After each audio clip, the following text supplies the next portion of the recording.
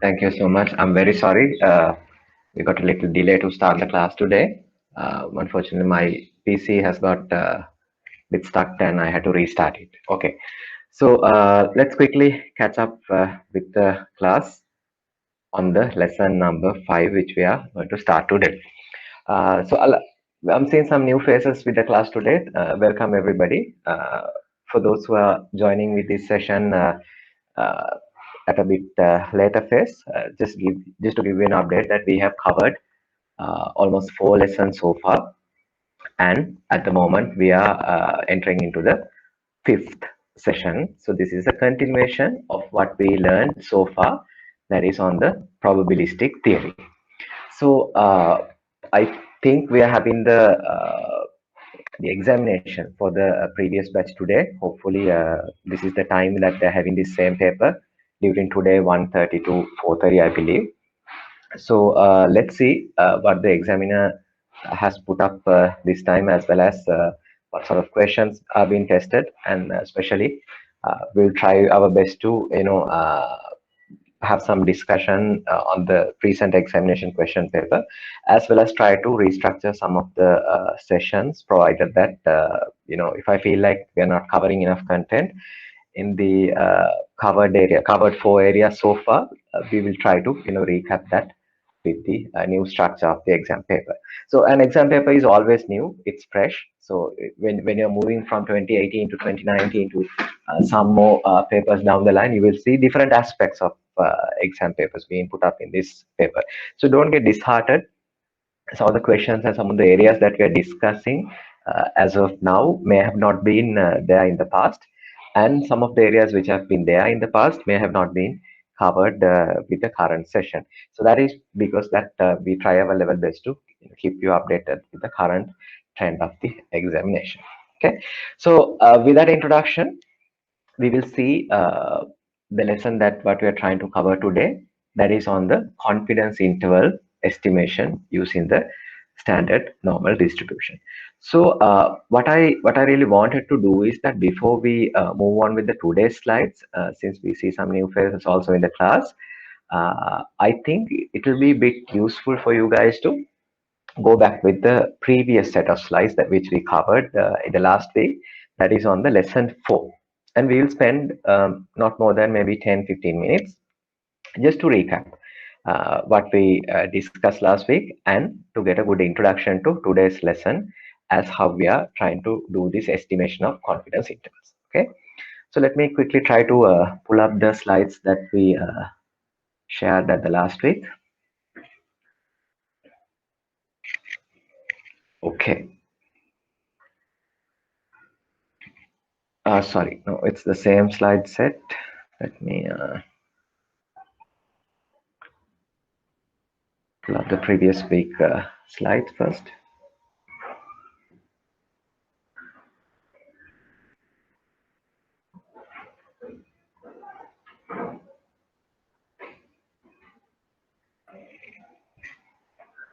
Right. Really sorry. I think I'm doing the same thing over and over again.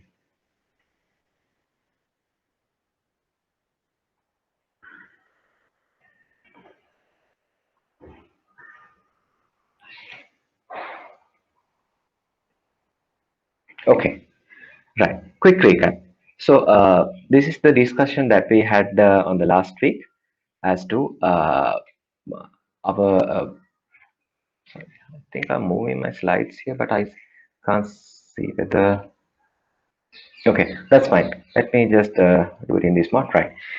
So the last lecture, that is on the area number 4, which was on the probability. The very first part, I don't think that we need to spend more time here and to recap, but a quick glancing through, we were introduced to the probability. We understood that it's a ranging from 0 to 1, with an impossibility at 0 and 1 at a perfect possibility, or perfect instance, or a certainty, right? So then we understood that for a given event, there can be complement events, which is the reciprocal side or the flip side. Then we move on and understand how to calculate a particular event's probability. Then we moved on to the range of identifying probability. So one could say there's a 1/10 of a probability, or another person can say there's a 70%. Another person could say there's a 0.35% 0.35 probability. So likewise, probability values can be expressed in different ways. We were introduced to the set theory. Here we understood that, okay, we can either use some tree diagrams or Venn diagrams and try to understand a given phenomena. So Venn diagrams are pretty much useful when we see some okay. So Venn diagrams are pretty useful when we see some instances of where you need to group uh, a particular given data and understand how to uh, find some relationships. So probably this group A may be chaps with let's say TVs, and group B may be chaps with radios. So in that instance, we can understand this middle part are the chaps who are having both TVs and radios. Okay. So we were introduced to multiple instances of Venn diagrams. You could understand that, okay, by highlighting certain areas of a particular Venn diagram, you can understand whether we are looking at a perfect one particular group, or maybe a cross section, or maybe two groups together, or maybe everything else other than the two or three groups. So likewise, we could use the Venn diagrams in different ways. And then we understood that there are some rules in probability where what we learned so far could be summarized into certain agreeable rules and some sort of conventions. So here we understood the range of probability, complementary events, the summation of probability has to be 1, conditional probability, given a particular instance, given a particular event, how we can find the next event's probability. Then what are the differences between the independent events and the mutually exclusive events? So whether we can have some certain events having together, or whether events can be totally independent from one another. So thereafter, at the second part of our discussion, let me quickly come to part 2. Yeah, this is what we discussed. So this is the stepping stone of the today's lecture. Here, while we continue some of our rules of probability into the total probability theorem as well as the Bayes rule. Now, after that, we were introduced to this area on the standard normal distribution. Okay, so we discussed that any given data set could be, when you just plot the frequencies in the y-axis as well as the events or the x values in the x-axis.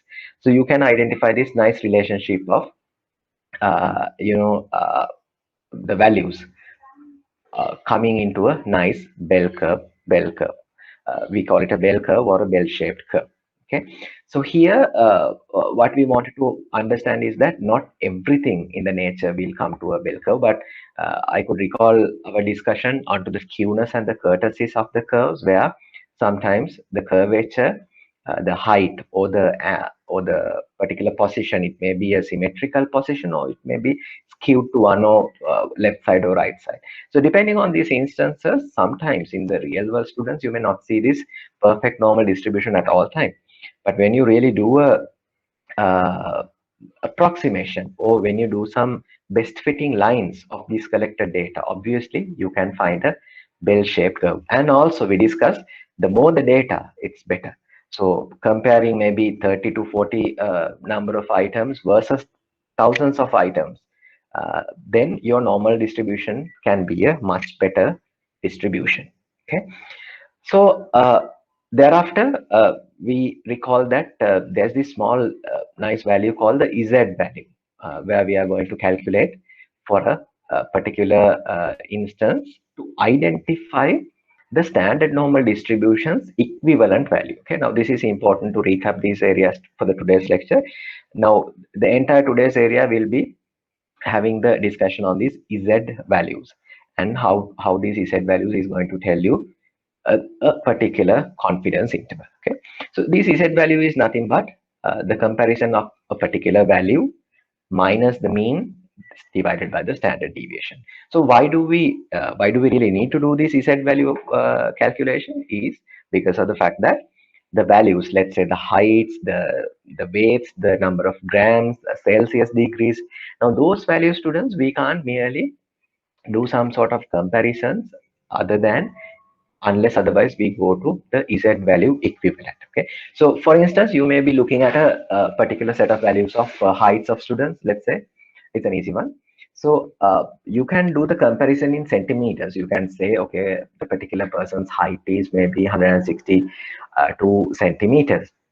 But to see whether that height is covering maybe approximately 50% of the data set, or else whether that is belongs to the extreme 20%. So for that, it is essential and it is paramount to calculate the equivalent Z values. So I want to highlight the fact that in the exam paper, at the last couple of pages, you may see that this nice table called the standard normal distribution table. So there you can identify these particular Z values to one aspect on the negative side, from -4 to 0, and the other aspect from +4 to 0. So now these values are the uh, combinations that is going to give you the Z values for a particular given value, let's say 170 centimeters, okay, for that value, compared with the selected average and the standard deviation, then you can find this exact Z value. Now, what is that Z value is going to tell you is nothing but the some sort of a what can I say here? That Z value is going to tell you uh, that particular values, let's say that 172 centimeter values, particular position in compared with the average. Okay, in compared with the average. Let me quickly try to open up a small paint here. Paint as in the Microsoft Paint software. Quickly. Okay. Right. So if I do a small drawing here, just to give you a glimpse. Okay. Now say this is the particular mu, or the average. Okay, in compared with that, there is a small x value here. Let's say now this is 150 centimeters. Now this value is going to be 162 centimeters. Now what are we going to do with this computation is by let's say the standard deviation is also given as 3 centimeters. This is the average. Sorry. Yeah, this is the average. 150 centimeters. This is the value in consideration, and standard deviation is also given. So when this is the given instance, the Z value is going to be nothing but 162 minus 150 divided by 3. Okay, let's say we get a Z value of hypothetically, let's say something like 1.92. Now this is the comparison of the Z value here is going to be Z equal to 0. Why? This is going to be 150 minus 150 divided by the standard deviation. So this is the 0th point. Compared to this particular point, we are seeing 1.92 kind of a deviation for this particular value. So this is a standard normal curve approximation, we could say. Now, once we calculate the Z value, what can we do? Is that we can go and identify what is this area that I'm highlighting just by looking at the table that has been given to you. Now, if I do it right now, right here, right now, 1.92 is going to give me a value of, this is from the tables. Okay, I'm using the tables and getting the value for 1.92 as 0.972, sorry, 257. Okay, this is going to give me this indicator saying that there is a 97.25% of data exactly after this particular point of 162 162 centimeters. Okay, the range of this area that I'm highlighting, let's say this entire area is 97.25. Okay, so that's the usage of the Z values. Now one could ask, okay, now how can we calculate this Z value? So that is not the expectation. There are many tables like the Z table, the degree of freedom, student distribution, Poisson distribution. Now those tables are being built up by the mathematicians for us to calculate the particular value and then use it for the decision making purposes. So the whole idea is that you need to understand thoroughly how to calculate a particular z value and use that particular z value for the elaborative purposes. Okay, so we were here, and then we moved on and understood, okay, the standard normal distribution curve is sometimes having some nice relationships. One could say, okay, there are approximately 34% of data from zero to one standard deviation range. One could say there's a 68% kind of a range of data from minus one standard deviation to plus one standard deviation. Okay, so we did not have a detailed discussion on these slides during the probability session, but now we are going to have it because of the fact that now this is the small confidence interval students that we are going to calculate. You will see in a while how to select these particular values and how to do the computations. uh, when you observe this graph again and again, you can see there are these numbers of 0.1%, 2.1%, 13.6%, 34%. Now, what are these? These are the percentages that has been calculated using those tables which we discussed a moment ago, with the comparison of from zero, zeroth z value, for the first standard deviation z value, for the second standard deviation z value, how much kind of a data amount are being distributed. For instance, if you take this two standard deviation towards the negative infinity, from the second standard deviation to the negative infinity, you can understand, okay, 50% data here, 34.1% data here, that means 84.1 plus another 13.6, that is going to be approximately 84 here, that is going to be somewhat around 98 to 97% data will be here. But then again, that is just merely on the one aspect of identifying the standard deviation and the comparison of the set value. But here, the idea of the today's lesson is going to be somewhat different. And the practical aspect is that given a small samples data set, we need to understand whether what kind of a range that we can give with a particular percentage of confidence level, the actual value is going to lie on. Okay, you'll understand it in a while, don't worry. Now, these are the tables that we discussed and some practical examples. So here we discuss some of the questions as to find a value of less than, find a value of more than, and find a value of somewhat in between. Okay, that's on the recap of the last week's lecture, and we will start our today's lecture from that point. Okay, hope you can remember the values of the z scores, the practical applications, as well as the computation of this, not only the computation of the z score. It's very important to for you to cross refer back to the tables, as well as going back to the tables to find a particular percentage of confidence level, or use a particular z value and get the number of percentage. So both aspects practice when you have time, so that you are not very uncomfortable at the examination. Okay, so let's start with the today's discussion on the confidence interval estimation using the standard normal distribution. uh, okay, let me quickly try to pull up the whiteboard software.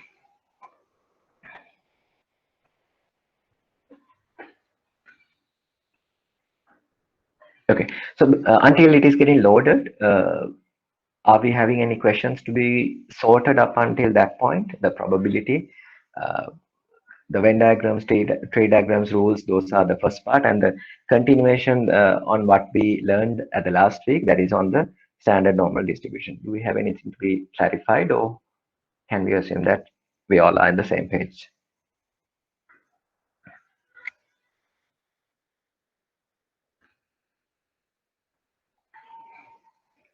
Okay, continue. It's nothing much to be get confused. Just remember the fact that for the given real values, there is a z value. So you have to go from back and forth. For the given centimeter values or gram values, you have to go back and find the particular given Z value. And on the other hand, so once you find that Z value, what can you do? It is the identifying of the area under the curve up until that particular Z value. So that is on the one aspect.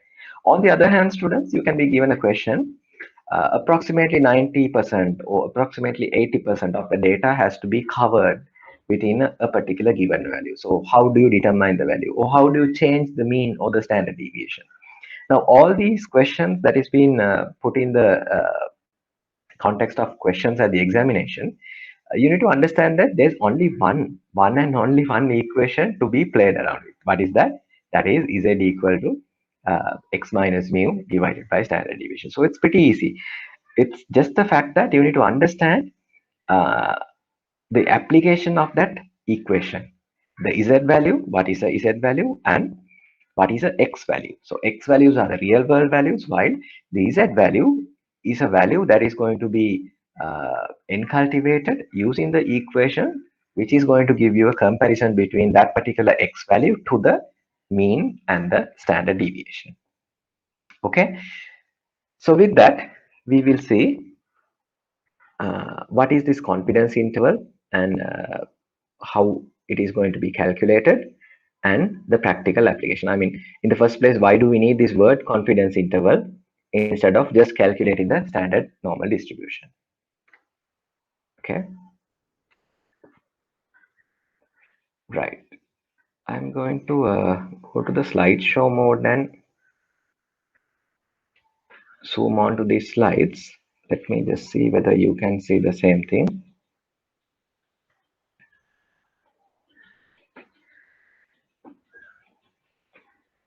Are you still seeing the normal zoom, or are you all seeing the full screen mode?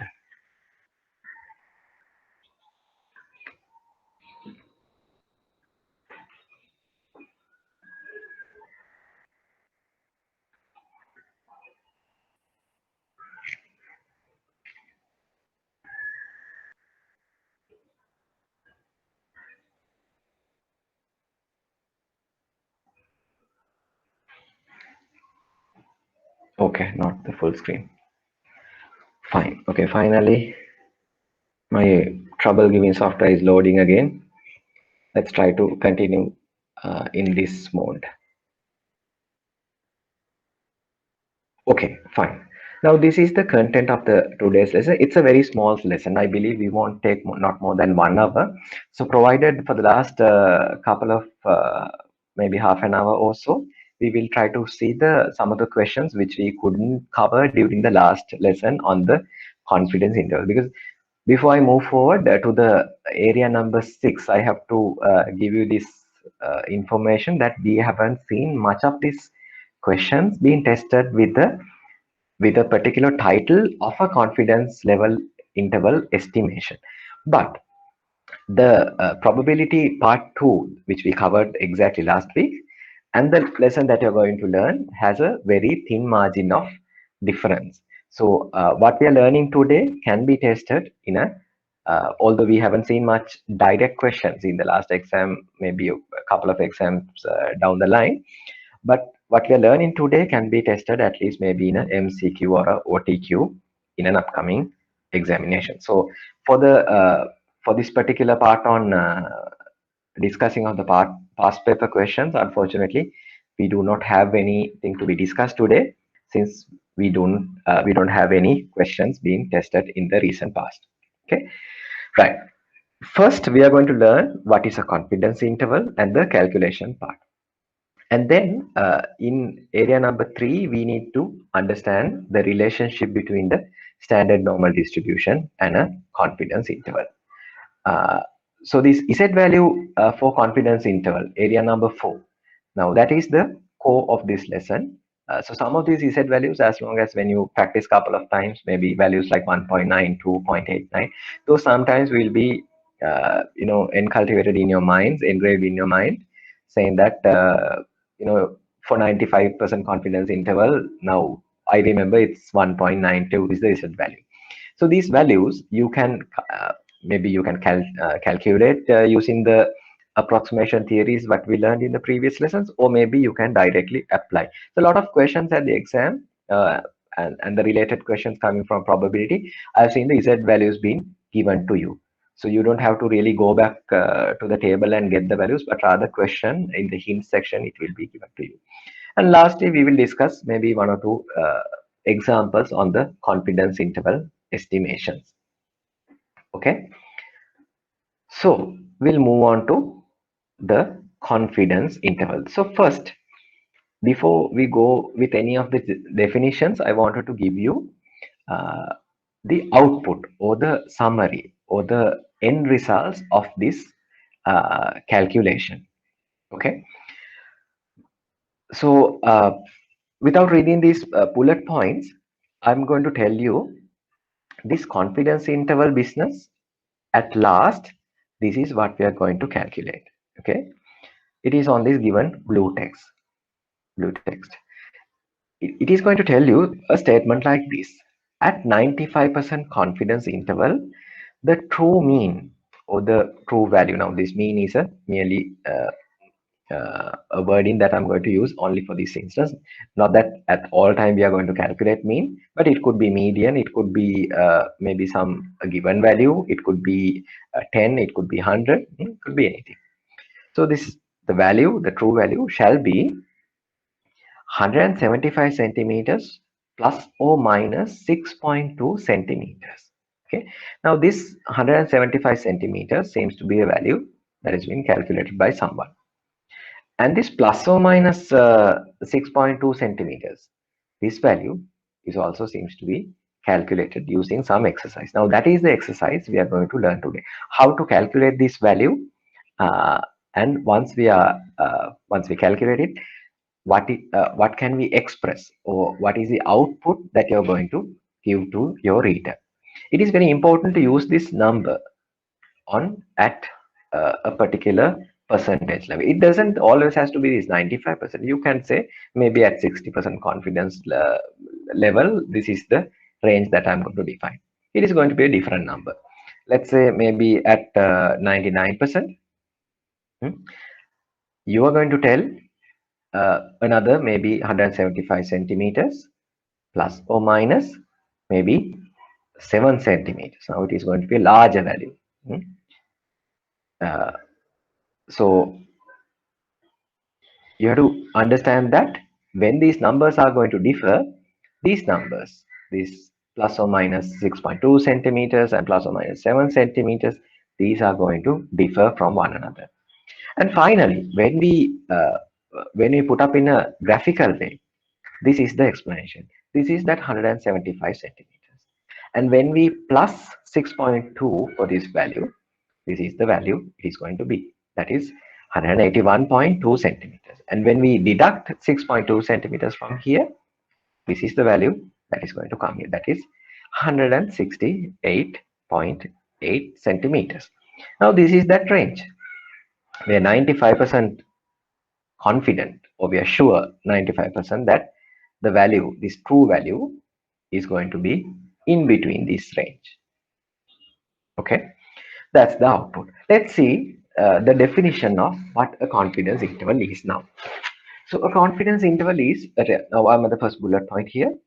It is a range of values we are sure where the true value under consideration lies in. Where the true value under consideration lies in. Now there's this confusion of what is this true value and what are these false value. Are there like, one can say, now this is going to be the exact value, this is an approximation, this is somewhat an estimate. Now this value, this true value, is the value that we all are looking for. What is that value? It may be a case of identifying the exact average or the exact mean, or maybe understanding the exact answer for a particular equation. It could be anything, but we don't know the true value. So how does this true value comes into picture? That is by the discussion on sample versus the population. Sample versus the population. If you could recall, students, in our earlier days, maybe at the second lesson, or maybe at the last part of the first lesson, we were introduced to this idea of, okay, there's a larger population, like this small box that I drawn in the left side, and there are some samples like this, maybe another sample. Hmm? Now, what are these? These are a collected set of data. These ones that I draw in the left side, these are some collected set of data from the population. These are the samples. If I tell you a good example, let's say there's an apple orchard or a land of apples, apple tree. Sorry, there may be, let's say, 800 trees of apples, and we are looking forward to calculate the mean value, mean weight of a particular apple in grams. Or it could be the mean diameter or radius or any particular value, which is a numerical value, not a qualitative value. You can't say the color of the apples, but rather it's a numerical value. Let's say the weight of a apple. Now, these 800 trees are, maybe having 100 apples per tree. Maybe some trees will have maybe 50 to 80. So we don't have access to all the 800 trees, and if we are to calculate the exact value, the true value, true mean value, what do we have to do? We have to pluck all the apples in a given day. Get maybe hundreds of thousands of chaps to help you and calculate the true mean value. How do you do that? You measure everything. You take a scale, uh, some sort of a very neutral scale without any deviation. You measure every single apple coming down from those 800 trees, and then you're going to say, okay, this is the mean weight of the apple. That is a true value. That is this true value. But that is going to be a very expensive exercise, isn't that, so student?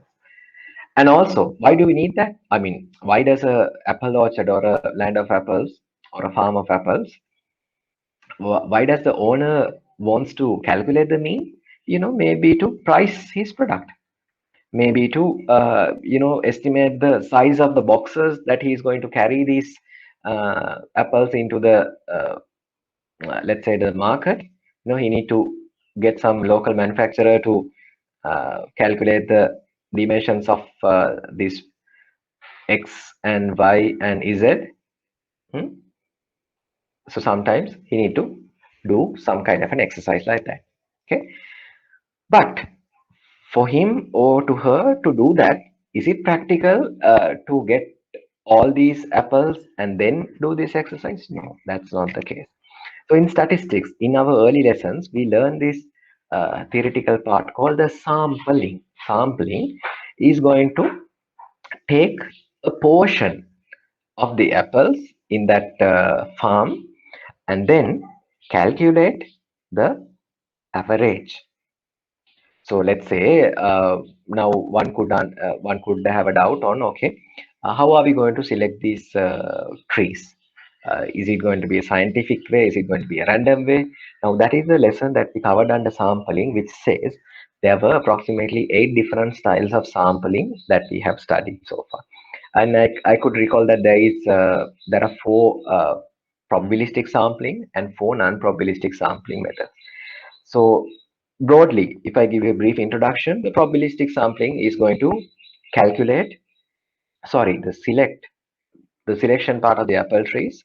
The probabilistic sampling is going to give you some scientific methods to select some trees for your for your sample selection. And non-probabilistic sampling, that is maybe convenience sampling. You can't go to the middle of the apple yard, rather you will select the 4 corners and go and select some random apple trees. So likewise, there's this non-probabilistic methods also. Hmm.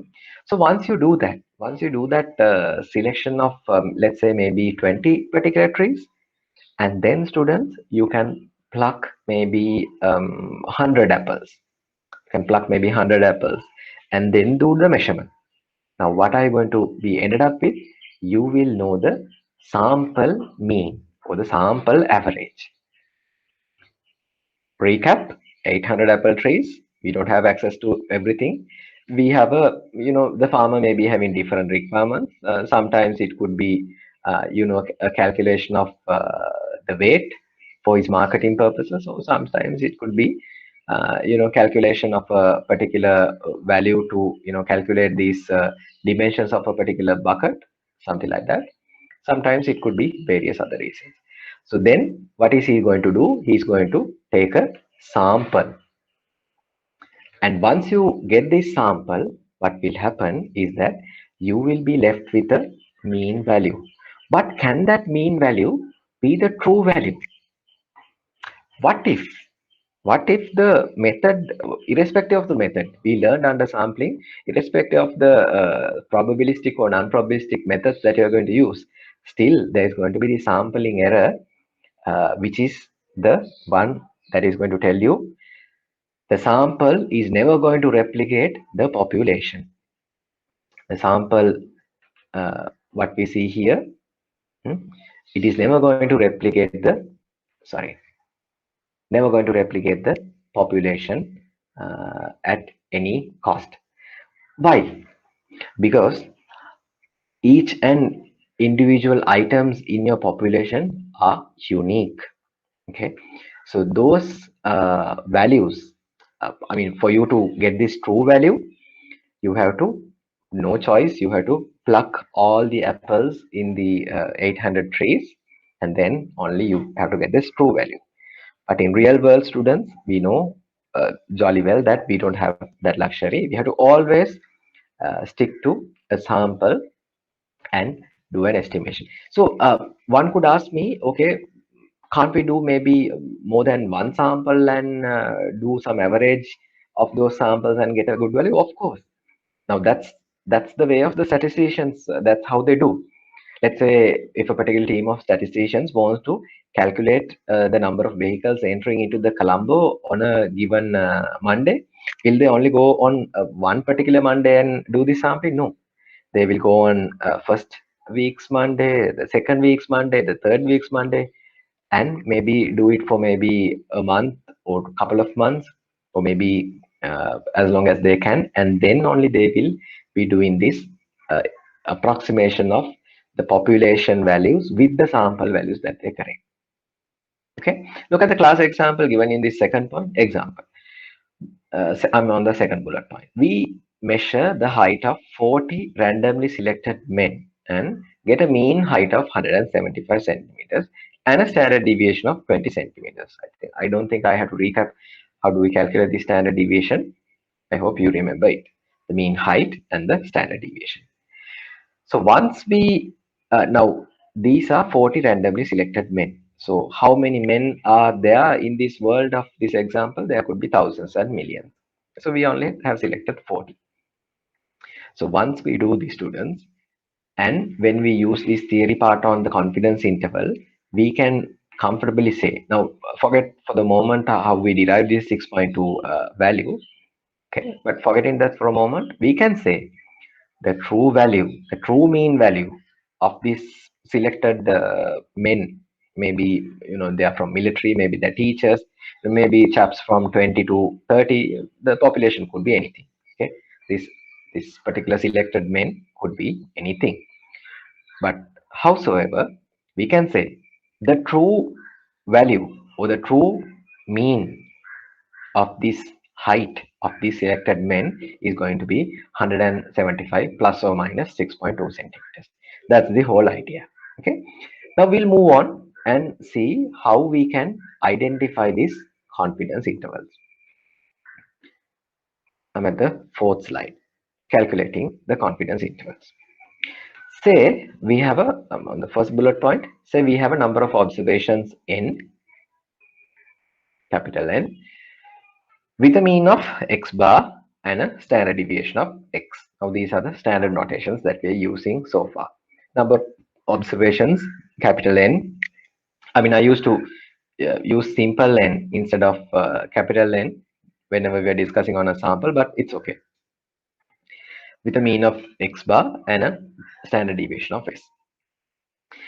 A second point, decide the confidence interval and obtain the corresponding Z values. This is the part we discussed a moment ago. We have to obtain the corresponding Z values for this particular confidence level. Okay. Now, so far, what do we know? We know to calculate a particular Z value. Okay. It's the same thing that we are going to use here, but for two tails separately. One is for the positive side and one is for the negative side. But students, we understand the fact that, let me go for a small extension. We understand the fact that the standard normal distribution has a nice symmetric view. 50% of data towards this side and the rest of the 50% of data towards this side. And if I draw a small line like this, there is the exact same line on the opposite side. Show it in here. Let's say I have a value of 0 here, and if I write 2.5 here, what is this value is going to be? This is going to be negative 2.5. Why? Because of the fact that this is perfectly symmetric. This is perfectly symmetric. Okay, what do you mean by the symmetricness? You can fold left side towards the right side, and this curvature is going to be on the exact same way. There is no difference. It is not like this. It is not like this, but it's a perfect distribution. Okay, so because of the fact that we know that it is symmetric, as long as you can as long as you can calculate one end for a particular confidence interval value, okay, we know the exact negative value has to be on the other side. We'll see in a while how we derive it. But for the moment, look at this example. For 95% confidence interval, we know the Z value is going to be 1.96. That is a second step on calculating the confidence interval. Third step. So use the Z value above, that is this particular value, in the formula below to get the confidence interval. This is the formula. Okay. What are these values? This X bar is going to be our average. Now in our previous example, this is 175 centimeters. Plus or minus, this Z is going to be 1.96 multiplied by the standard deviation of S and divide by the number of items. Let's say for the discussion purpose, let's say we have a standard deviation of maybe, okay, sorry, let me use this. Let's say we have a standard deviation of 3 and number of items in this sample is 40. This is the value. Now this particular value 1.96 multiplied by 3 divided by 40 to the root is the value, if you could recall in our previous slides, that 6.2 centimeters plus or minus that 175 plus or minus that 6.2 centimeters value in the previous slide. Now this highlighted area of 1.96 multiplied by 3 divided by the root to the 40, now that is the value that is going to come for that confidence interval number. Now what did we calculate here? We take a step back and we try to reassess what we are doing here. What did we calculate here? This is nothing but the confidence level to a particular mean and calculating the range for that particular value under that percentage of confidence level. For those who are not clear, let me repeat it. We have a mean value of x bar. With that mean value, we are not happy. Why? Because we know the fact that when we are using the sample instead of the population, we know the fact that it is going to cause us some problems. What are those problems? These are nothing but the fact that it is not going to give you the true value. The true value could be somewhere else. So in that instance, what can we do? I mean, we could obviously do another sampling and select another basket of apples and measure that weight, but we can't do it. We can't do it forever. I mean, if you continue this apple picking exercise, maybe you do it for 100 times and 200 times, your average is going to be much more fine tuned. Your average is going to be much more nicer or much more accurate. But can we afford to do it? That's not the case. And sometimes, let's say, maybe 22 million of population of people and maybe some crores of people in India or China. For number of people, can you access everybody and do this exercise? In that case, you will never make a decision. You will never make an effective decision. Rather, every day you will keep on calculating and trying to refine your value. But that's not our expectation. Our expectation is to get a sample values and uh, I mean do the selection for the items in the sample in the most appropriate way. Maybe you do it. Maybe you select all these 8 different sampling methods and maybe more, and do a sampling and select 8 samples and get the X bar. Okay, fine. That will give you a better value. But still, we are not happy. Why? Because of the fact that the true value may be somewhere else. It could be maybe at a very different range. Now, this range that we are going to calculate, this particular value, this plus or minus z into s divided by to the root of n, that is the confidence that is going to give you with 95% level of assurance. I can tell you the true value is going to be in this range. This entire area of highlighted is the margin of error. This is the statistical term that we are giving for this one. We call it the margin of error. Okay. We have to understand this fact of this Z is going to depend on the degree of freedom. This degree of freedom, this is the second time we are touching upon this wording. We were introduced to this word of degree of freedom at our initial discussion on calculating the standard deviations, variance, and few other measures for population and sample. Here, I told you just in mere words that this particular value of sample versus population, these indicators, they are going to differ from one another. Why? Because of this idea of degree of freedom. Okay, let me switch back to the whiteboard again.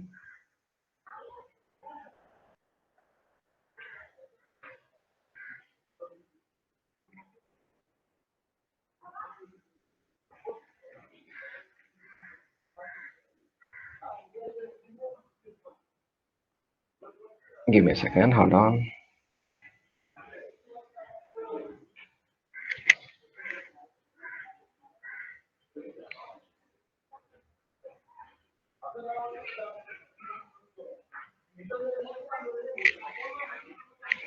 Okay, so we were here. Fine. Now this value z into s divided by root to the n is called the margin of error. And we have to merely remember the fact that Z depends on the degree of freedom. But then again, we don't really need to go for that level of computations. Rather, at the entry level of this introduction, I think we can omit the argument on calculating the Z for different degrees of freedom in a different level of discussion. Okay, continue to the next slide. Let me switch back to my whiteboard software. I'm sorry, students, this whiteboard software is sometimes giving me a lot of trouble. Maybe since I'm loading a lot of text and data here, tends to get stuck a little bit. I'll try to find a solution by next week. Sorry about this. So it's getting automatically closed and then I have to restart it. That's these delays of courses, what you see. Okay, continuing. Now this is a graphical elaboration on what I explained you a moment ago. This particular line, Okay, what I have highlighted here as X bar, that is the true mean. That is the true mean. How do I know it? For the given population, okay, assume now that example of our 800 apple trees and uh, those inaccessible data, let's for a moment let's assume that, okay, some or the other how I have the access to the entire population. Okay, some or the other how I have the access to the entire population, and I have done two exercises separately. So the first exercise is I have collected the entire data set and measured the true X bar. Hmm. This is the true value. And each and every of these smaller lines, what you are seeing here, are the samples.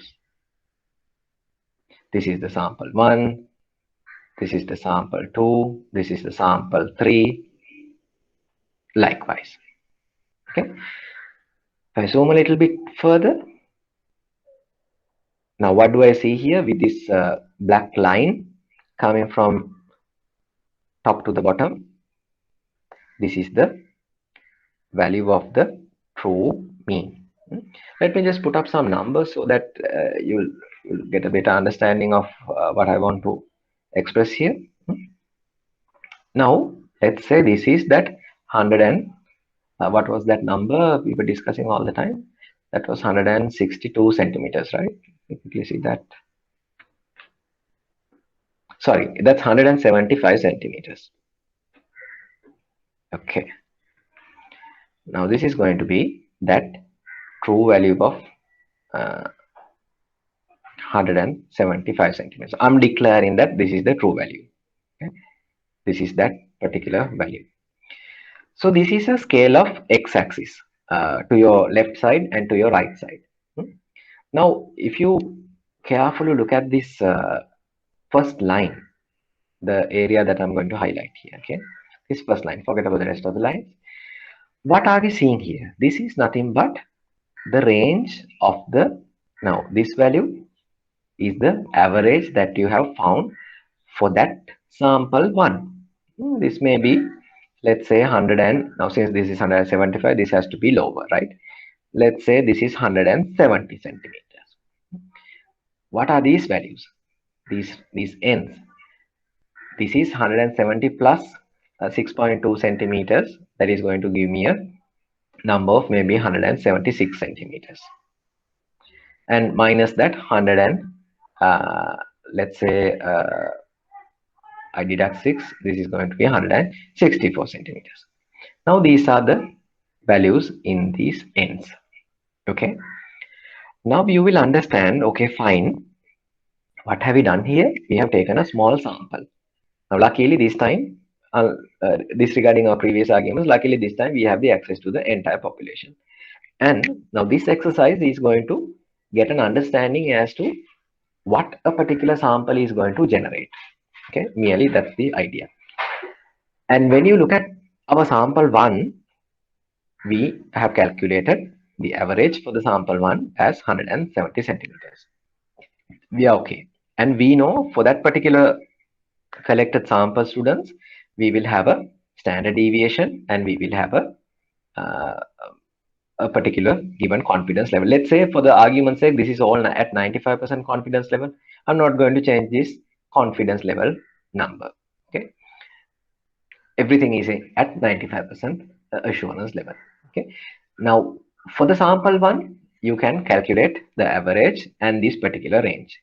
Then we are moving to, let's say, sample number 14 or sample number 2 or something like that. Now, how are we going to interpret this one? This is 175 centimeters. Now, in that case, this value, this particular value I'm going to highlight will be maybe 178 centimeters. Now, it's not going to be the plus or minus 6 centimeters always. For this sample, the deviation variation will be different numbers. Let's say variation is 3 centimeters. Sorry. This is grams. Huh? I'm actually okay. These centimeters, let me just put it in the gram way so that we are still with the apple example. Sorry about this. This is 175 grams, and this is also 175 grams. Now everything is in grams. Sorry, students. Okay, now apple example. Let's still be with apple example. This is 178 grams. Now in here, this is going to be maybe plus or minus 3 is my answer. This is 181. In that case, this value has to be 175. This is another sample. This is another sample, but still you will see with sample number 1 and with sample number 2, still we have not reached this 175 grams. That's the reality. That's all what I want to highlight. That's the reality. And look at this terrible line of these blue lines here. What does this going to tell us? The true mean, even though we calculate these ranges, you will still see at 95% confidence level, you can express, okay, fine, this is 160, maybe this is 171. Let me put up some numbers for the discussion purpose. This is 160, this is 155, and this is 165. Why? Because range always plus 5 and minus 5, plus 3 and minus 3. Now, this 165 and 155 students, when you look at this range, what have we done here? We have given some assurance. It's a big statement. It says that at 95% confidence interval, we are sure that our true value is going to be lie in between 155 to 165. But has that the case? Unfortunately, that is not. Why? The true value is 175. And how come? I mean, how can that happen? It's merely because of the fact that the selected values for our sample are biased. Maybe this particular guy may have used the convenient sampling. He's too lazy to go and select the different apple trees. He may have gone to the four corners of the apple yard and just select maybe some random apple trees and done the sampling. And the values may be extremely undervalued. The weight of these apples are very undervalued, malnutrition trees. So you will get a sample like this. On the other hand, a sample like this,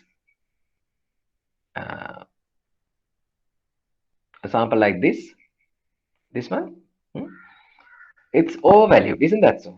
This average that you see here may be 180, and these values, this range, if I just put some numbers, let's say 183 and 177. What do we see here? The true value is 175. We know that we declared it, but still, this selected sample is an extremely overvalued sample. So in real world, students, when you do multiple number of samples, these dots that you see in this complex diagram, these dots are the values that you can select for the averages of the sample. And still you will understand, even though whether you express with a 95% confidence interval, you have to not forget the fact that there's a 5% chance that your calculated values, that range of values, even within that range, the true value will not be there. Okay. So you can't come to a conclusion of I am 100%. One could argue, okay, fine, sir. Let's forget about these 95%, 99%. Let's go for the 100%. In statistics, in probability, there is no 100% students. So always we have to be in line. The maximum that you can go up to will be 99.9% sure. Still, there is at least there's a minor 0.000 something percentage of doubt of this sampling and population exercise. Even though how much you purified your number of instances and gathering the sample, still there will be an error. Okay, fine. Let's move on with the slide and the points mentioned here. First point here, confidence intervals can be elaborated by standard normal distribution where the Z value is the Z score. Okay, we know that. Second point, for example, Z for 95% is 1.96. And we can observe the range from negative 1.96 to positive 1.96 includes 95% of all values. Okay. Now I want to take a pause here and explain you something important. Now, when you look at this diagram, hmm, there's this 95% margin marked here. So, okay, we are happy. We know for this particular point, the Z value somebody has put nicely as 1.96. Since it is symmetrical on the other side also, it is going to be 1.96. But we have to carefully understand the fact that when we are doing this 95% approximation, when we are doing this 95% approximation, we have to not forget the fact of the balance percentage. Balance percentage. So what's the total? It's going to be 100 minus 95. That is going to be, there is a 5% of residual. But we know, because of the fact that it is symmetrical, because of the fact that it is symmetrical, now that's the advantage we have in the standard normal distribution. 2.5% is going to come to the extreme positive end, and another 2.5% has to come to the extreme negative end. Okay, extreme positive end and extreme negative end. So now you have to understand the fact that, okay, fine, if we are to calculate this particular Z value, what have we done here? Have we calculated only up to 95%? No, this is from here, from the negative infinity, 97.5%. This is that particular point. What is this point? This is the, from here, from the negative infinity to 2.5%. Why? Then only, students, we are eliminating 2.5% from the left hand side and eliminating another 2.5 from the extreme right, and we are left with 95%. If this is 90%, how the calculation is going to be? Then okay, we are omitting 10% because of the fact that it is 90% now, not 95%, it is 90%. So 5% to your left, 5% to your right. Now we are happy. Okay, 5%, 5% plus 5%, 10%. In that case, instead of this 97.5, we will have to go for 95%. Instead of this particular point, we will have to go to 5%. And then instead of 95%, we will see 90% of data in the middle part. Okay. That's all I want to highlight. So here, these values of Zs of 1.96, negative 1.96, this is a piece of cake by now, because of the fact that we know, okay, there's a value here, and as long as there's a value, we know we can calculate the Z nicely by x minus mu divided by the standard deviation. So that is how we can come to this particular value. Okay, fine. Moving on.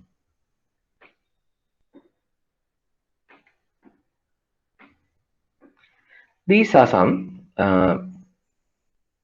values that you can see in practice for the confidence interval levels. Now we know, we broadly know what a confidence level interval now, and we know that for a given particular confidence interval, there is a particular Z value. Now, what we are merely doing is that we are going to calculate that particular Z value, and then only we are going to find, okay, what is the value which is corresponding to that particular Z value. We know how to use the tables, vice versa, either to calculate the Z value or to calculate the range and get the value. If you know the Z value, then just a matter of applying that Z value to the equation. We know the average. Let me write it here so that you understand. When we know the Z value, Z is equal to x minus mu divided by the standard deviation. Now we know the value. How do we know? Because we know for the particular confidence interval levels, these confidence interval levels, we know how to calculate that Z value. It's a symmetrical, nice curve. So we know if we want to limit a range, let's say 80%, let's say 80%, it's over here. In that case, students, we know there has to be 10% to this side and another 10% to this side. And for us to start with, we can nicely calculate from negative infinity to the 90th percent, what is the particular value? So I'm eyeballing in my table right now. I am looking for 90, and that is somewhere over 1.8. Yeah, that is the value. If I just use the tables, students, I see a value of 1.2, somewhere around 1.28 to 1.29. 1.28 to 1.29. The most approximate value is on this side, 1.28, 1.29. If I go there, I see 0.9. Let me write those numbers also. If I use 1.28 from my tables, the corresponding area under the curve, that is going to be 0.28, 0. So let me use a different color, 0.89973. If I use this particular value, 1.29, that is going to be 0.90147. So if I'm going to do the perfect numbering, then what do I have to do is that get some sort of a triangle like this. I know this is the value that I need. I know the end values, then I can find the middle value. So that's why for the exact approximation, you can see 1.282 as the value for confidence interval. I repeat, what did I do here? I know for this particular range of values for the area to the left of the curve, it's important, to the left of the curve, I can use the tables and get the particular value. I know for this confidence level of 80%, for this 80%, what do I have to do? I have to omit the extreme tail ends of this plus 10 and minus 10. How am I going to do it? I don't have to calculate both because I know the curve is symmetrical. So I will just focus on one end. I will calculate the particular Z value, the exact Z value to that end. And then what do I know? I know that it is going to be the range plus one end value. This is 80 plus one end, it is 10%. So I know comfortably, okay, for 90%, 0.90000, I have to get a particular value from the table. And when I try to find that particular value, okay, I can use the tables, or I can use maybe different methods also and get a perfect value for approximation. So at the exam, if you just focus, we know only to calculate the Z value to 2 decimals. Why? Our table has only given to 2 decimals. So that's fine. So in that case, we can stick with 1.82. Right. Now, these are all other some widely used values I have just given for your reference. Let's say for Z value of 80%, Z is going to be 1.2. 90, 95%. Now, look at this value, 99%.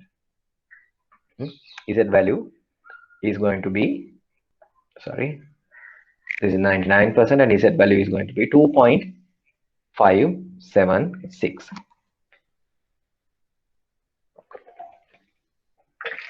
Excuse me. Yeah.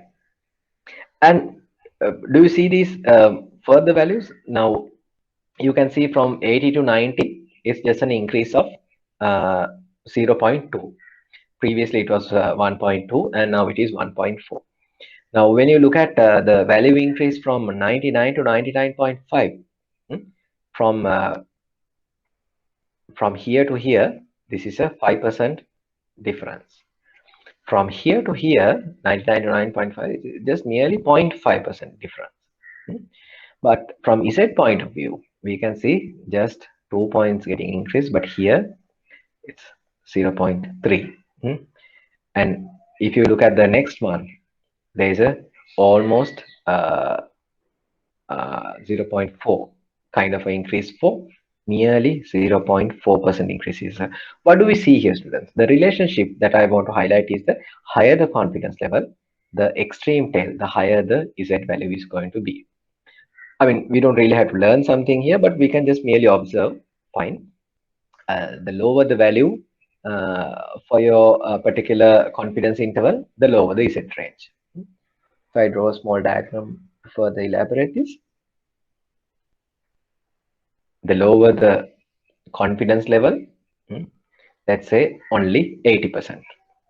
So this is 1.2, 1.2 on the negative side. This is the 80%. But if I want to increase my assuring level to 99.9%, this is going to be plus 3.2. I'm using the data from here. It's going to be negative 3.2. So once I do this, let's say we know, okay, these are just Z values. We know that. And we're not really getting anything effective from these Z values, but rather we have to express ourselves. How do we express? We say 175 grams plus or minus 6 grams is going to be the 80% confidence level. But here, 99.9% level. When I do this, students, let's see the difference. 175 grams plus or minus. Now here it is going to be something like 25 grams. Look at the value difference. These are just estimations that I'm just putting here for your understanding. Now, if the confidence level is lower, the value, the range, the variation is also going to be low. But if the confidence level is higher, the value is also going to be higher. Why is that? Because, I mean, forget about the equations and the standard error. How do we define those things? But merely if you argue from your common sense, we have to understand the fact that now at 80% level, we are omitting nearly 20% of data in the tail ends. But here, very minor percentage, very small amount, merely 0.05% and one end, and the other end 0.05%. Very small amount. That's the margin of error that we are leaving out. So in that case, your range for this particular estimation is also going to be very high. But here, the range is going to be somewhat average all over because of the fact that we are defining a narrow band. Here, we are defining a very broader band. Or 99.9% we are covered. Like in some of the advertisements that you see on the media, 99.9% we are sure that it is going to be disease free or it is going to be effective. So those are some effective expressions of confidence interval. Moving on towards the last parts, some examples of confidence interval calculation. Okay, look at this simple example. Excuse me.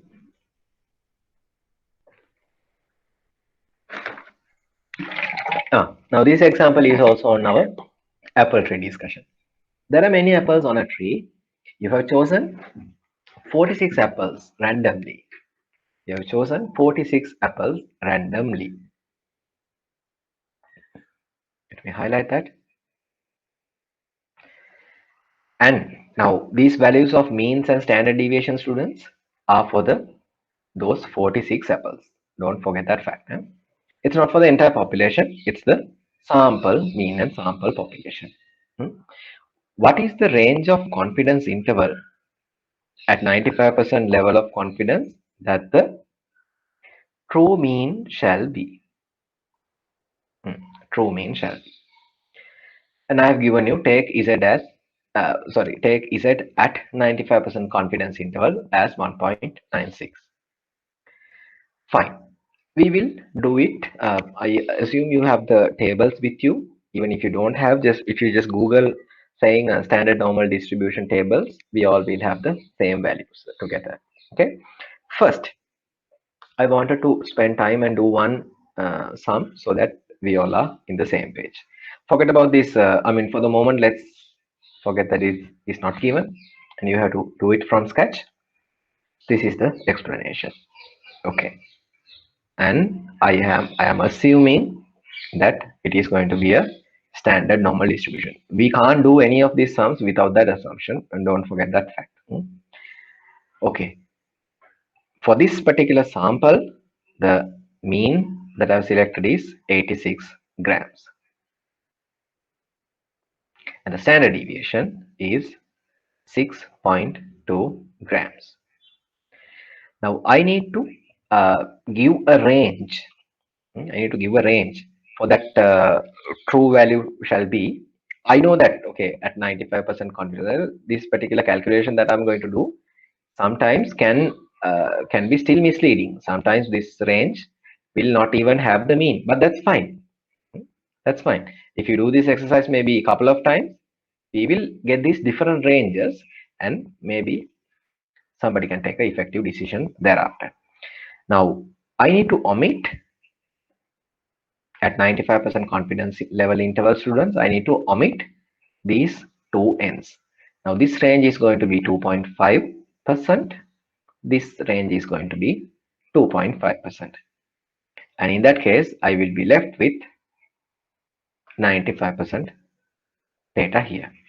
Okay. Now, I need to calculate this particular Z value at one end. It could be either, even if you calculate for the negative end, it could be the same value, but with a negative sign. I need to calculate this particular Z value for the 97.5 percentile, or the position, or rather this is 0.975. Approximating Z value is the value that I'm going to look for. Okay, now I'm going to use my tables given here, and I'm going to look for this particular 0.975. Eyeballing for that value, 0.975. Okay, I'm lucky I can find that value from the table. Now, unlike our previous 80% example, the value from the table is exactly 1.996. This is the value that I just got for the Z value. Okay. Now, what does this mean? Mean as in, what do you mean by this? This is going to be Z equal to 0, and this is going to be, let me erase this section a little bit. Okay, this is going to be Z equal to 0, and this is going to be Z equal to 1.96. Okay, why do we need this calculation? Is to quickly express ourselves with this range, and this is all what is needed to calculate. Why we know all the other ingredients in this particular standard normal error. How do we know that? It is given. We know the standard deviation is given. We know the number of items for the chosen sample is 46. Okay, we can directly apply here to this equation as 86 is our mean plus or minus. Now this 1.96, this is the value that we calculated right over here. This 1.96 is coming from here, multiplied by 6.2. What is this? This is the standard deviation, and number of items are 46 in our sample. The math part, I advise you have to take out your calculators and do the math once and see whether we are getting the number correctly.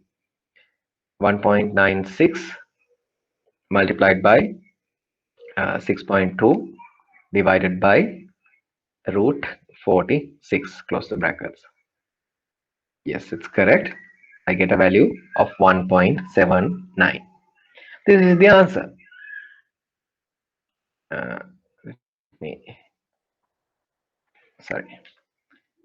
This is the answer.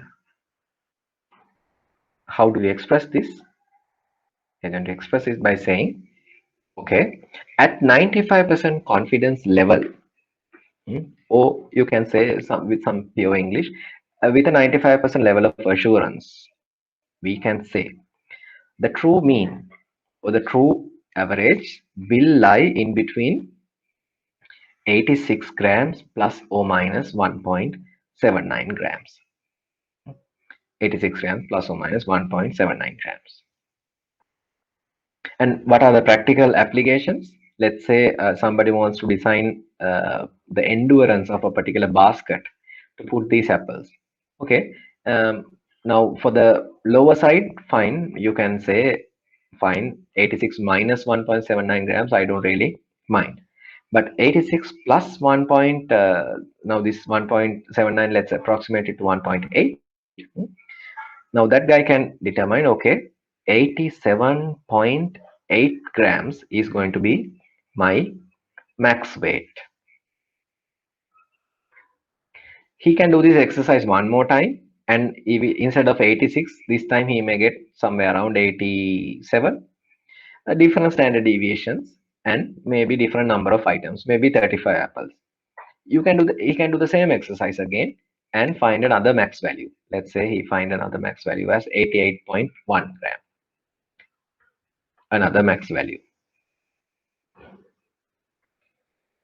Now these are the decision making instances. Let's say he do this for 10 different times and got this max value 10 different times, and do an average, do a simple arithmetic average of these max values and determine, okay, fine, the maximum value of the gram of the average apples that I'm going to pluck from these trees will be maybe 89 grams. So instead of 86 mean that you collected in the first sample, if you design the endurance level for 86 grams, no, it is still going to cause some problems. Because we are looking at some of the apples are going to be a bit heavier than this.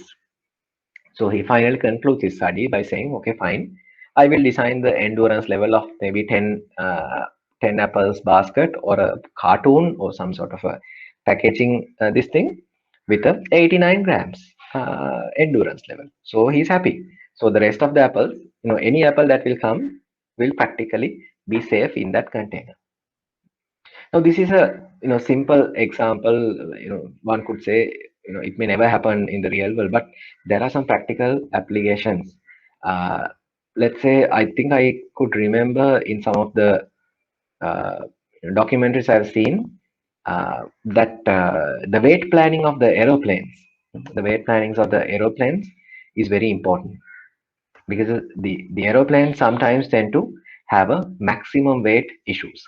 Sometimes, let's say a Boeing 747 or Airbus 380 will have some maximum endurance levels, maximum weight limits, and maximum weight that can that plane can fly from maybe just one engine, because in the mid-air you can put up a mechanic and do a repair.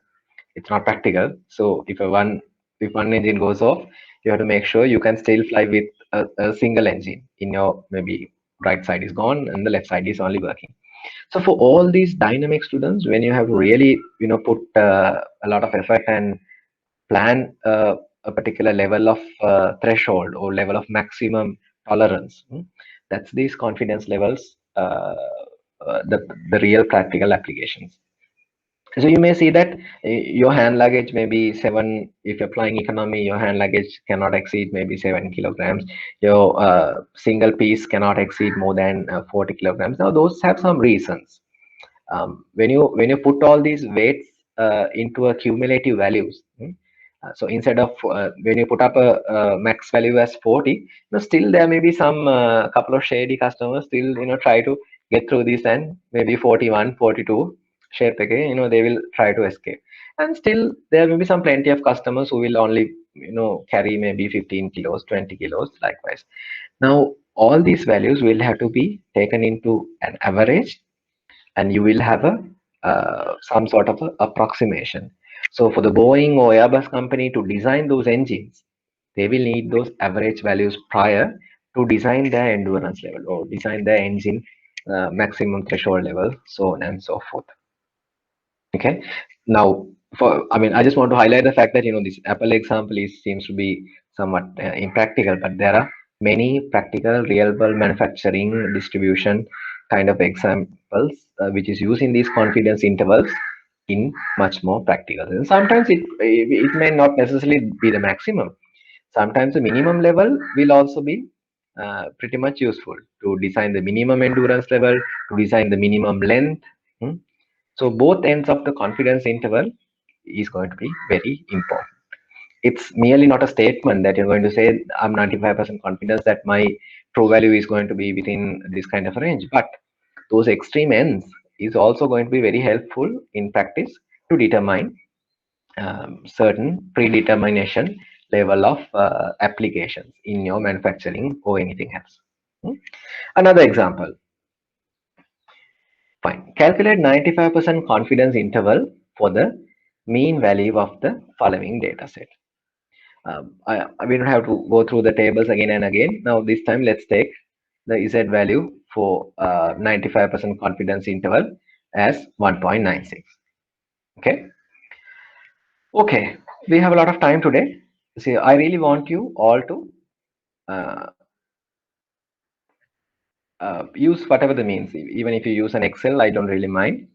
But assume that you are the real exam, so that we have to do this by hand. Now take a moment, take a couple of minutes, and try to do it on your own. This is the data set. The area that I'm going to highlight, this is the data set. And we need the 95% confidence interval for the mean value. Now let's assume that this is a sample and there are plenty more data to come, but we are just giving this particular sample and we need to calculate the true means range, or rather the answer for this particular instance.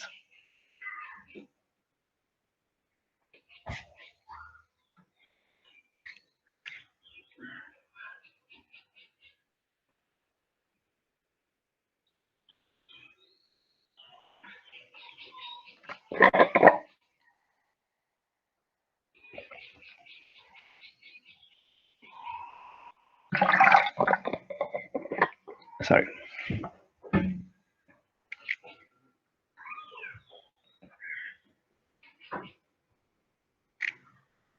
How are we going to approach this question? I know it's not a in practice, uh, if you really want to do this, there's only one method.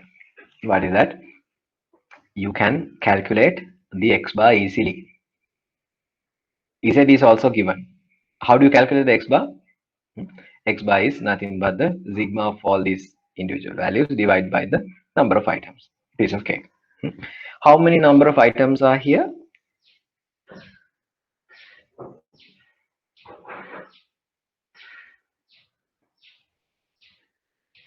Is it 20? Everybody getting the value 20?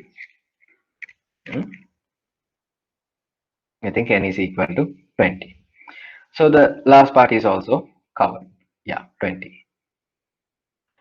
About the standard deviation, how are we going to approach? There's no alternative other than you calculating this particular xi minus x bar. We take the square divided by the number of items.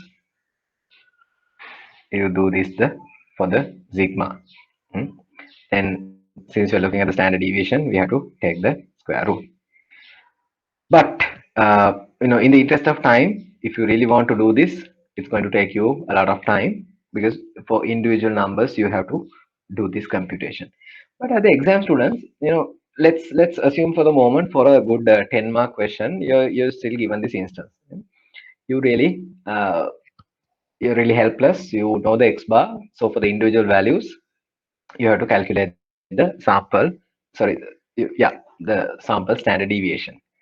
So that means 20 different negations, 20 different x minus y kind of instances.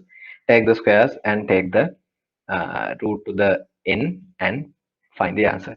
But don't forget the fact that we are given the luxury to use a scientific calculator. A scientific calculator like this. So you may be using different calculators. Not everybody will be using the Casio FX991 MS that I'm using. Sometimes it could be a FX900, FX100. There are different calculator models. Not even Casio, maybe some more different brands. But remember the fact that you better use your manual or maybe YouTube. Just try to find the stat mode in this calculator, and then there's an easy way of calculating the standard deviation, variance, and many more data. So to my knowledge, at the exam, since you're allowed to use a scientific calculator, it is paramount to learn how to use your stat mode. Hmm. If I write it clearly, the stat mode, sorry, the stat mode of your calculator, and calculate the all the values. So for instance, if I try to uh, use my calculator, yeah, let me just try to show you here. This is the calculator that I'm using. I can go to the modes like this, and then I can select number 3 as the stat mode. And then once I select the number 3, there are plenty of different instances of stat being asked, whether I'm looking at the variance, whether I'm looking at the ln, that is log to the base of e, whether I'm looking at the ex numbers. I mean, there are different calculation modes for statistics. I'm going to use the first one, that is a variance. And once I'm here, students, you can see uh, the x variable is given here, and then 1, 2, 3 kind of a nice array is given to the bottom. Then all what I'm doing is I'm entering the data. If you can see this clearly with my small camera, yeah, I have entered number 10, 12, likewise. I'm going to enter number 11, I'm going to enter number 15, 18, 17, 20, 14, 23, 15, 16, 14, 15, 18, 17, 16, 14, 11, 10, and 12. Okay, I'm done. And once I do the values entering like this, so now we are ready for the computational part. Okay, now let me just try to, yeah, okay.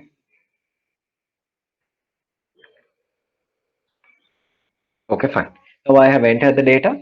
Calculator is back to the normal. It's on the normal zero screen again. But still, now the calculator knows that I have put up 20 numbers to the stat mode. We are still in the statistics mode.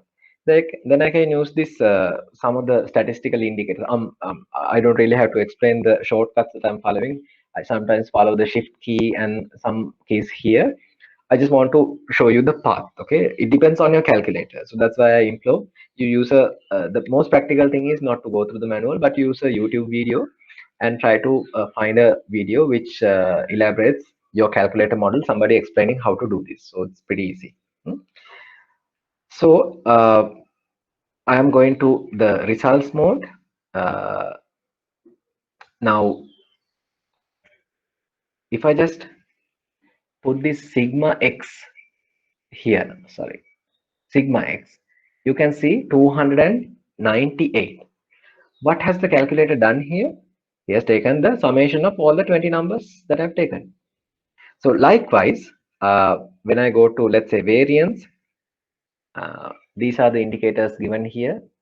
I have n, x bar, then the standard deviation. Likewise, I'm just going to put up the standard deviation, and the standard deviation value that I'm going to get is 3.3. Now this is the most appropriate way. I mean, as long as if the examiner has not asked you to show the steps and calculate the standard deviation, you learn how to go to the stat mode of your calculator, enter the data, and assure that you do a cross checking, because as long as you're playing with the calculator, uh, there's no double checking. You can't check with your friend at the exam. You can ask whether did you also get 20 numbers. You can't do it. So just make sure you have some checksums. If you have a let's say the addition of the numbers has to be 298. The cal gives you that number, but you can put up another addition in a different column and check whether the numbers that you have entered are also giving you a 298. One aspect. The second aspect may be number of items. You can just eyeball it and count and say it's 20. By using the stat mode of the calculator, also you can get the same number of items. Okay, I got as n equal to 20. So I'm happy. So my checksums of number of items and the total is going to give me an indication. Okay, I have put all these numbers correctly. And once I do this, students, it's very easy. I use the stat mode and then I go to any of these indicators and then I calculate the let's say sample standard deviation, sample variance. What else can I calculate? I have the number of items, I have average, so anything is possible afterwards. So piece of advice, be familiar with whatever the calculator that you're using.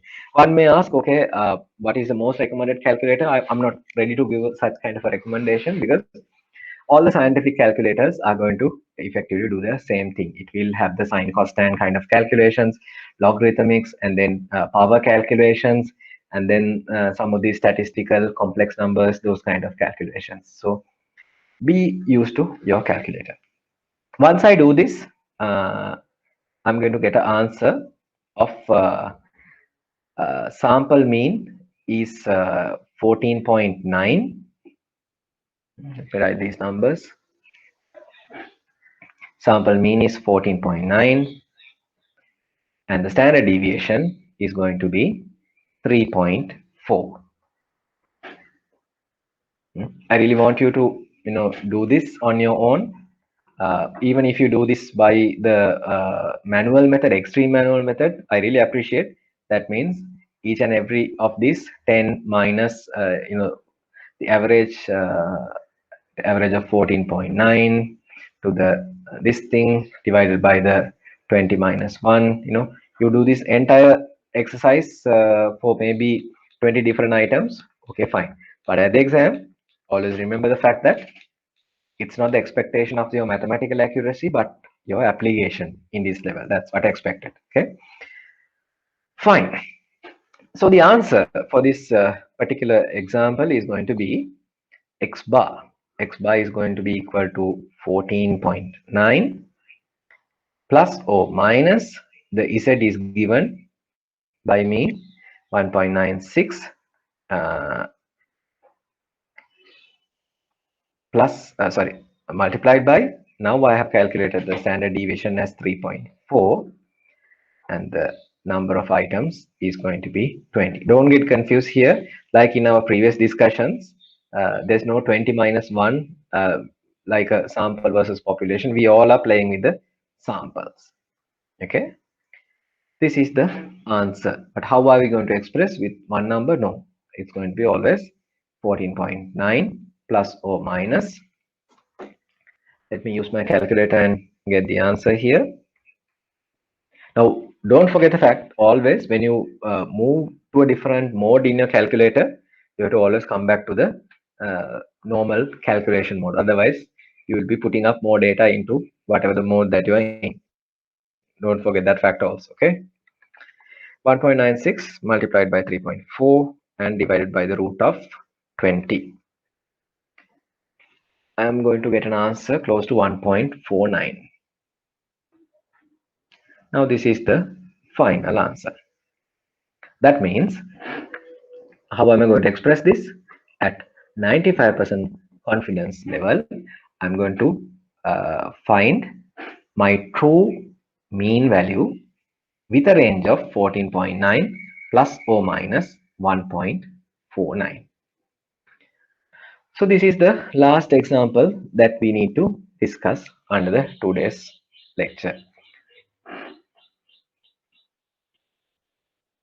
Okay, I hope we are clear on the subject area on the confidence interval estimation. Now, Yeah, I just want to recap that there's no questions to be put here for the discussion of the past paper questions. So what I am interested to do is I will examine today's exam paper also and see whether we can find any more areas being tested by the examiner in this 2021 fresh examination. Okay, unfortunately, we don't have a paper for 2020 due to corona pandemic. The exams been postponing. Okay, so we'll see whether we can find any questions for this particular subject area, or otherwise, just for your practice, I will try to put up few questions which I can find from different contexts, different examinations, just to keep yourself practicing a couple of times. Okay, so in the interest of time, since we have a couple of more minutes to spend, if anybody having any doubts to clarify, I can open the floor today to raise any questions. Otherwise, before winding up, I will take another 5 minutes and recap the entire session, and we can finish off for the day. Okay, great. I see people have attempted the calculations. Thank you everybody for attempting. Yeah, I see a question here. Questions in this topic will always mention Z value for the confidence level itself. It could be the case, or sometimes you will not have that. But as long as the past exam questions which I've seen under different subject areas, like let's say multiple linear regression, which we'll be started learning on the next week, or maybe probability, or maybe confidence level estimation, examiner will be always happy even for a discount factor calculation. If you can remember, your basic finance will tell you there's something called project appraisal. There are cash flows. For those cash flows, you need to discount those cash flows and calculate the present value. Don't worry, this is something that we'll be learning, and there's a 20-mark question also coming from that area. All these instances, what I've seen is examiner is not really keen for you to get your hands dirt and spend more time on the calculation aspect. Rather, examiner wants you to elaborate the final answer, or let's say express your opinion on a particular answer, or let's say give a conclusion, give a management report, write a small report, or a write up, or a comparison. So for that, with the timing of the exam, I don't think that Z values will have to be calculated by you. So there's a very high chance that examiner, I mean, likewise, I have given in this instance. hmm, Take Z at 95% confidence interval as 1.96. There's a very high chance that you can get it. But even if you do not get it, let me scroll back to our initial discussions. You can still do the same.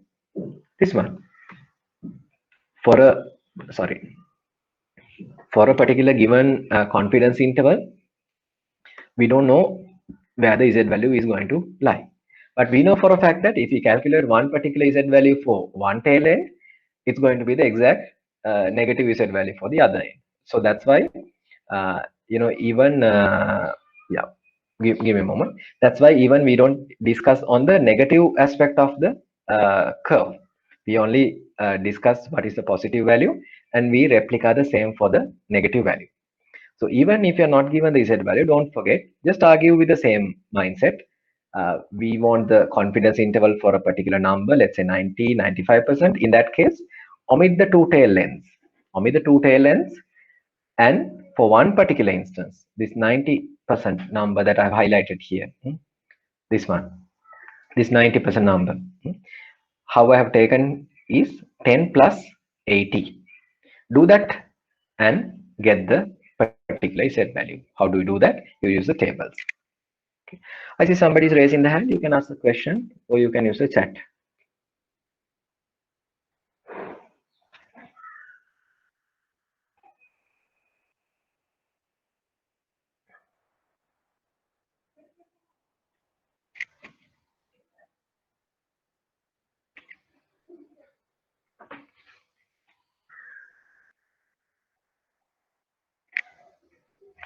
I don't know whether you guys can unmute your microphones. You can, right? I believe.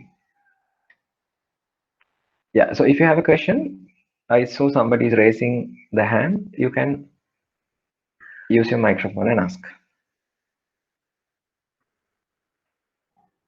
Or use the chat, whatever the way, that's fine. So in the interest of time, shall we take a couple of more minutes and refresh the entire lesson today one more time before we wind up the class in that case? Okay, interrupt me at any point. I'm merely going through the slides again to give you a bit of a recapping. Okay, fine. We started our class with the idea of understanding what the confidence interval. Our discussion was here with the fact that we don't have the access to the population and we are always stuck with a sample. So we don't know the true value. That was our problem. Uh, uh, but why do we need to know the true value in the first place? Is because of the fact that we will be effectively in a position to make a decision. It could be a marketing decision, it could be a sales decision, it could be a manufacturing kind of one, it could be a limit determination, the minimum or maximum, it could be anything. So we have to really make a decision with the sample data that we are going to collect. So that is the birth of confidence intervals. Why? Because we need to understand maybe the positive and negative ends, and with a given confidence level, we need to express where the actual value, where the actual average value is going to line on. Okay, and everything is going to boil down to average. Why? Because that each and individual values are different. If you take 40 students in a class, their individual weights are going to be different, but there will always be a chair for individual students. So are those chairs are custom made for those students? No, those are standard made chairs. So the carpenter has to determine the weight endurance for a chair. So for a carpenter to do that, carpenter has to estimate what's the average weight of a given student. So that's why this average and the confidence level estimation is always around the mean and the average range. Then we move to the point that okay, these are the steps on doing that exercise. Sorry. First step, we know the number of observations, capital N. We know the X bar. We know the standard deviation. Last question we discussed, not giving the standard deviation and mean still, I mean, we can use the basic drawing board methods and calculate, and also use the calculator to do the same. First, you need to get the values for the N, X bar and standard deviation. And then you need to decide the confidence interval level. The question will always give you one, or in a practical instance, you need to determine, okay, am I going to be comfortable with 95%, 80%, or 99%? So for that confidence level, we are always under the impression that it's a symmetrical curve. So one end, one Z value is going to give me the value for both ends, plus 1.96 for one end. So it has to be negative 1.96 for the other end. And once we know all these things, this X bar plus or minus Z into S divided by root to the N is going to give us the range. We call that margin of error. That range is the margin of error, or the margin where the true value is going to be. Then we came to this point of understanding what did I really mean here by this complex diagram. We know that if at all we know the true X bar, and when we do this plotting of samples, those samples will have different means. That's fair, right? True mean will be one unique value, and the different means for the samples is practical, is logical. But then again, we understood that once we do a particular confidence level, let's say this is at 95%, this diagram, at that 95% confidence level, when we do this approximation and when we draw the two ends of negative and positive ends, we will always see some, at least maybe 3 or 4 number of samples moving away, completely moving away, maybe to the negative end, maybe to the positive end. Okay. And we were still okay. We knew that okay, 5% there's a chance that my sample can be totally distorting. And we then discuss, okay, fine, there's no answer for that instance. So the researcher or the decision maker has to take multiple samples, as many as you can, And then when you do this real approximation, your average value is going to be pretty much accurate. Hmm. Then we discussed the point that I think Chanel brought up at the last moment. Uh, I mean, can all the time we be given this Z value? For the ease of the examination question, sometimes it could be given, but even if not, that is not the case, we can use the argument of the symmetric nature of the curve and do the basic deductive reasoning. If it is 80%, 10%, and 10% to the both ends. If it is 99%, 0.5%, and 0.5% to the both ends.